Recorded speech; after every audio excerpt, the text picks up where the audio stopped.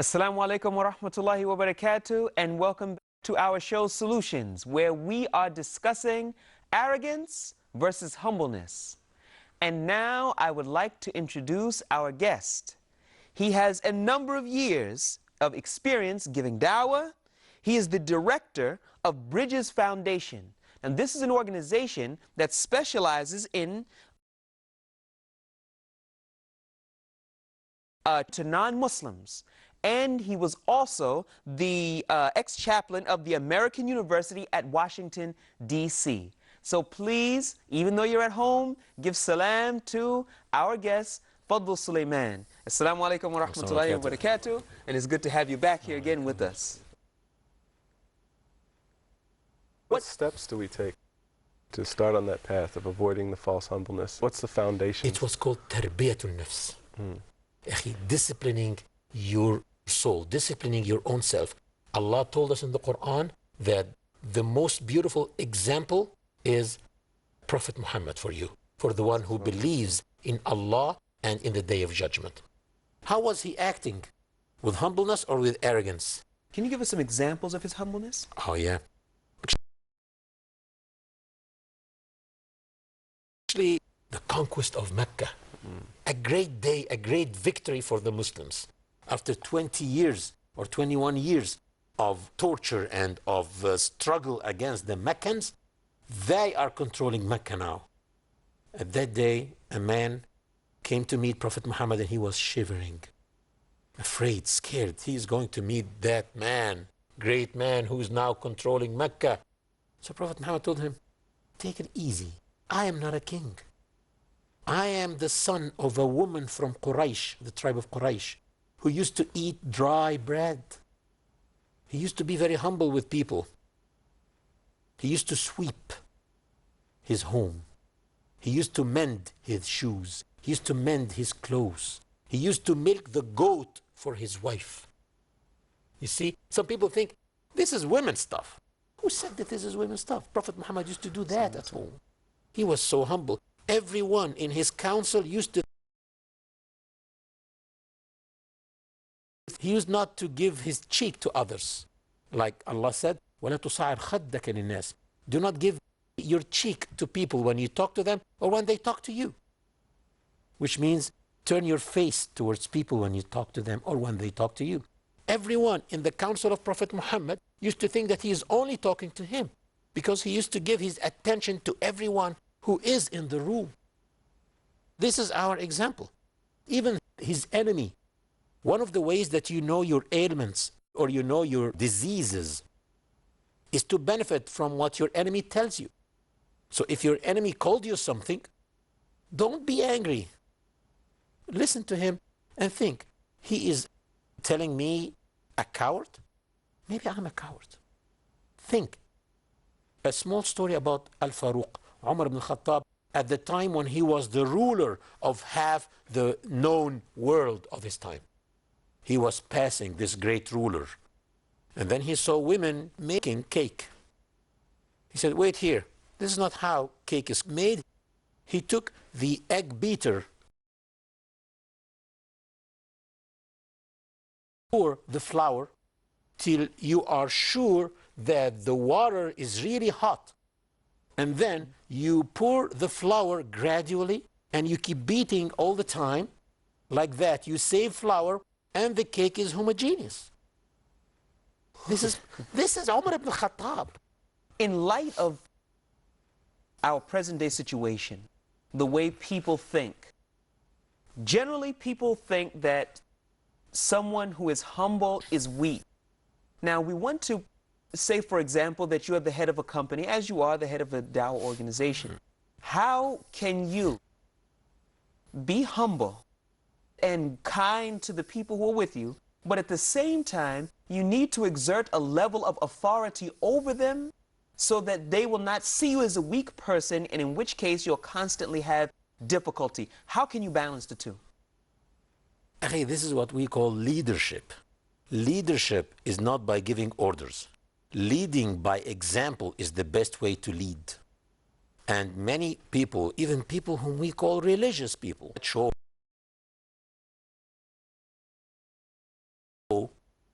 But they should think, yes, you may not be acting arrogantly towards your friend or your neighbor, but are you sure you don't act arrogantly when you deal with your office boy?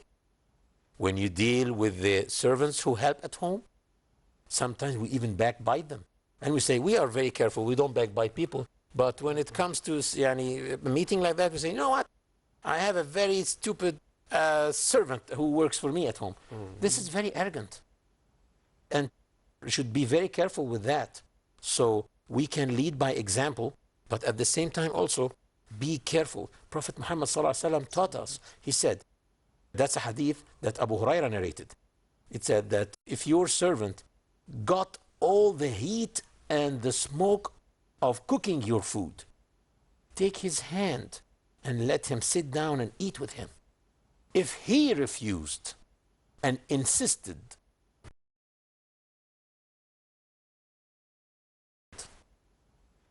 just a few weeks ago, I had the pleasure to go and visit one of the reciters of the Quran.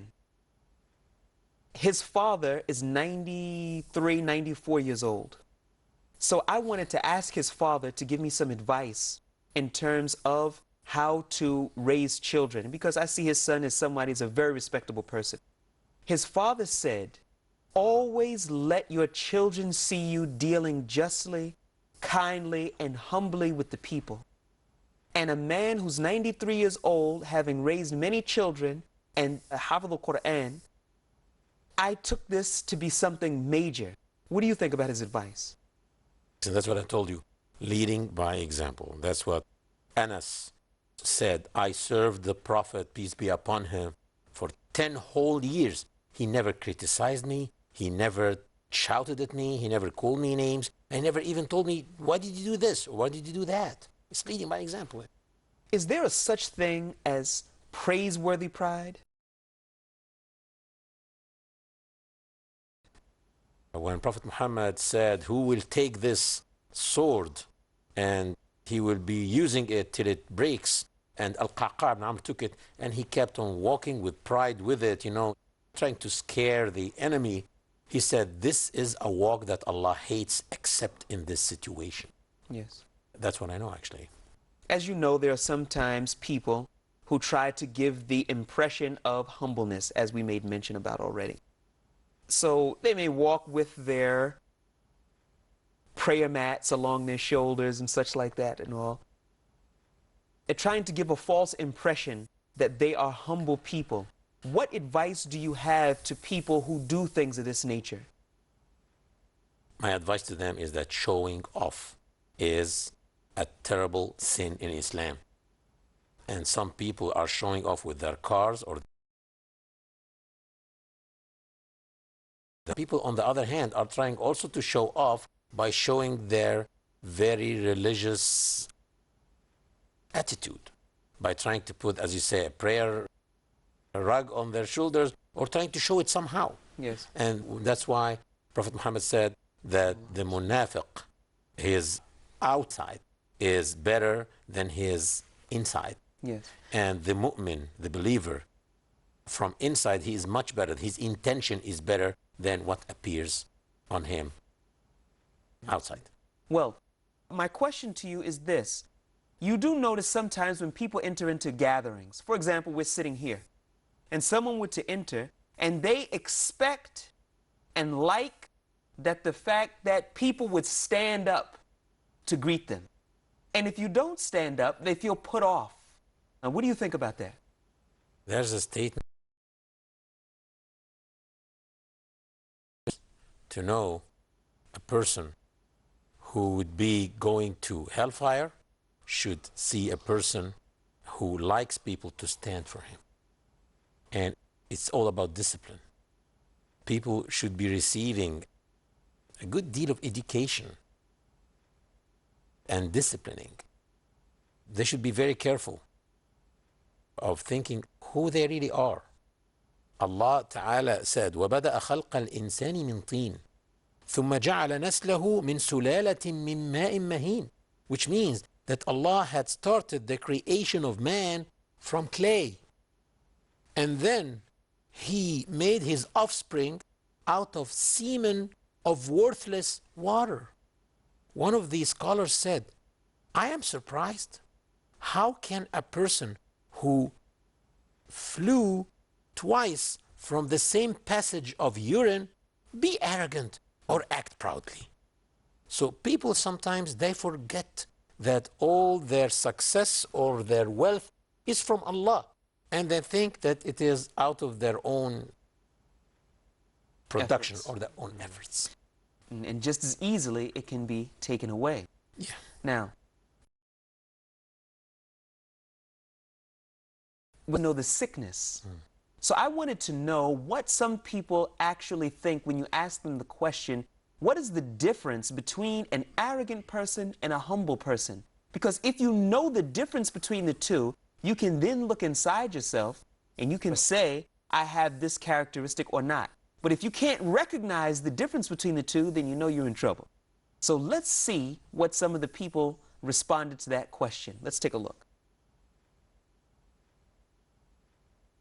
It's not what's the difference, what's the similarity. There are no similarities between a humble person and an arrogant person. An arrogant person believes he's the only person that anyone should listen to, believes that everything should go his way. And a humble person is someone who cares about other people, who cares about how they feel. An arrogant person is not like that. Humble is Islam. I mean, Islam is a humble religion. It teaches Muslims to be humble. Arrogance is not from our religion. A humble person plays the role of who he really is in life. But an arrogant person plays the role of a fake or...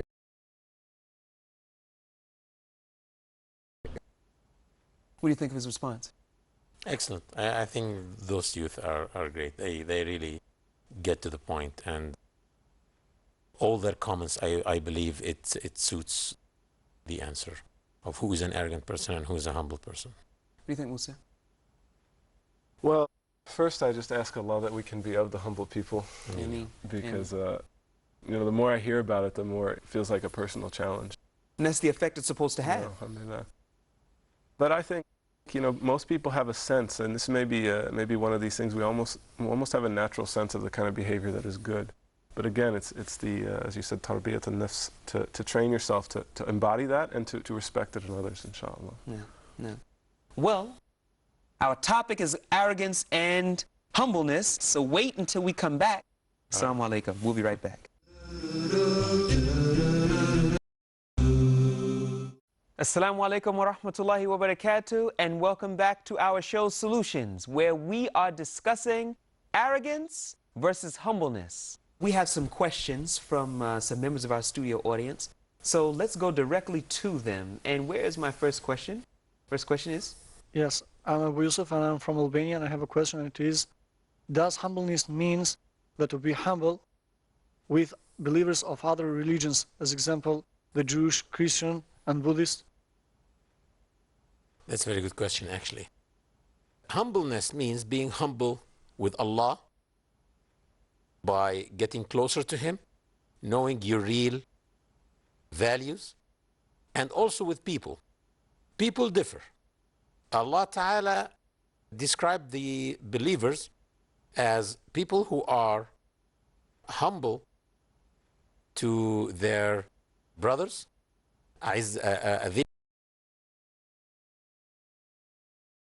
They deal with the non-Muslims, they deal with pride, but here it doesn't mean with arrogance still. It means that I can leave some of my rights to my brother. But when it comes to my rights that are taken from me, from a non-Muslim, here comes my duty to regain back my right. But if this non-Muslim is acting towards me with kindness, I should also show justice and kindness towards him. So yes, you can act humbly with people from other faiths. So this is my answer to this. You can do that as long as they are not transgressors who are transgressing against Muslims. We cannot go and say, well, those people who transgressed against us and they threw our brothers and sisters out of their homes, we will show them kindness, and no, we can't do that. This is not then humbleness, this is disgrace. This is people who are disgracing themselves and acting lowly. We have another question here from here. Assalamu alaikum. Wa alaikum salam. Among Muslim brothers is arrogance. How can we behave with him? When someone from amongst our Muslim brothers behaves arrogantly, what's the best way to deal with him? First of all, you should be patient. Don't say, I don't deserve that. Maybe you deserve it. Okay? You are receiving this kind of treatment because Allah is testing you, your patience. So be patient. That's number one. Number two, try to remind him somehow of the Prophet of Allah and how he used to deal with people. Try to remind him also that punishment always comes from the same category or the same type of the sin itself. Allah Ta'ala told us in Surah Al-Qasas about Qarun, you know Qarun, that فَخَرَجَ عَلَى قَوْمِهِ فِي زِينَتِهِ. So he went forth before his people in his pomp. And then what was the punishment? فَخَسَفْنَا بِهِ وَبِدَارِهِ الْأَرْضِ. So we allowed the earth to swallow him and his dwellings. Type of the sin itself. We need to remind each other and advise each other of how we should treat each other. Prophet Muhammad ﷺ said, Al-mu'min mir'atu akhi. The believer is like a mirror to his fellow brother. What do you see in the mirror? Not yourself. I know how I look. I see my defects. I look at the mirror to comb or brush this part in my head or to fix my clothes, and when everything is ready, I go. I don't want to see myself. So the believer is a mirror for his brother, which means that he can show him his weaknesses. But there are etiquettes for doing this. Like giving an advice to your brother in front of people is like scandaling him. It's not really giving him an advice. So we can say, well, Brother Musa, why don't both of us become mirrors to each other? Anything that you see in me, please tell me, and I won't be mad of you. And do that. You see, try to ease things for him, and then you can start giving him some gifts, some advices. Okay. Our next question is third one. Alaikum salam. I asked this question because I suppose we've all seen this kind of character before, but can a person ever be too humble? Like a person not willing to forbid an evil or correct a wrong out of a false sense of humbleness? I don't think this is too humble, but this is a sickness, going to the extreme of being just shy and not doing what Allah orders. The scholar said that those who abstain from doing the righteous deeds because they want to act humbly like that, they are afraid of being showing off. This is showing off. No, you need to do the righteous deed, you need to do the right thing, the good work, and always correct your niyyah, correct your intention. In enjoining good and forbidding evil, this is not an option. You need to do that.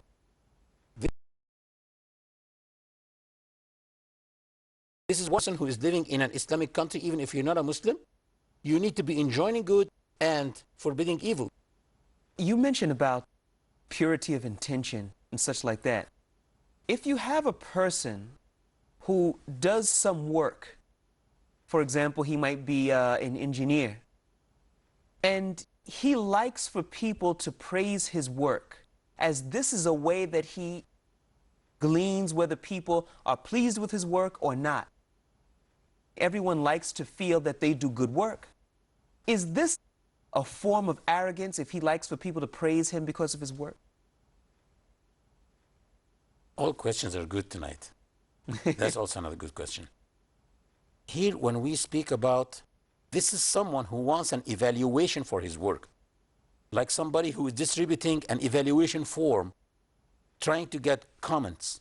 But believe it or not, in the evaluation forms that I distribute for the non-Muslims, after I give them a presentation about Islam, when I see them telling me excellent, excellent, excellent, I really don't care about this. What I want is the criticism, because I learn from the criticism. But let's speak a little bit about the righteous work, like things like fasting extra days, like Mondays and Thursdays, or praying extra here. You need to watch yourself and see the amount of love that you have, that people would praise you. Like, for instance, I am going out and I'm fasting today, and then I think to myself, what if somebody offered me a drink today and I will tell him, oh, thank you, I'm fasting. If I thought like that, this is the amount of arrogance that I have, or the amount of impure intention that I have. So when someone offers me a drink, I should tell him, thank you, I don't want it. Or thank you, I can't. But I shouldn't say, I'm fasting. Extra good work should not be displayed. Okay? Same thing, because always the shaitan plays on this, on your intention. You say, okay, I decided to pray tonight Qiyamul Layl, standing in adoration for Allah tonight, for 2 hours. And then the shaitan comes to me, tells me, are you crazy? You stand up and you pray 5 times every day, this is enough. And I say, A'udhu billahi minash shaitanir rajeem. I am going to do what I decided. And then when you're putting your prayer, he tells you, come on, 15 minutes is okay. A'udhu billahi minash shaitanir rajeem. I decided to pray for 2 hours. And then after I do it and I go to sleep, don't think that shaitan will leave you. Next day he will come to you and tell you, okay, send to all your email list, telling them about this beautiful by making your intention impure still after doing the work itself. And then say, no, I'm not going to do that. So he pushes one of your co-workers to tell you, why do you have this black spot under your eye? You didn't sleep well yesterday. Shaitan comes and tells you, tell him, he will think you were watching TV. Of course, not Qanat al-Huda, maybe other, but he will say you were watching TV. And then when you feel weak and say, okay, I was actually doing something good. What, reading Quran? No, I was standing the night in adoration for Allah, and blah, blah. Now, here comes the problem. Only Allah knows if this will take from your reward or not. If He will take it all, or 90%, or 10%, it's up to Allah. We are just about out of time. Okay. And we're going to have to bring you back again. Now we have an excuse. And we can bring our brother Fadl Sulaiman back again, inshallah, where we can continue with this topic here on our program Solutions. Our solution here today, our dealings with one another, is to be humble as best you can. And the Allah li kulli khair. Assalamu alaikum wa rahmatullahi wa barakatuh.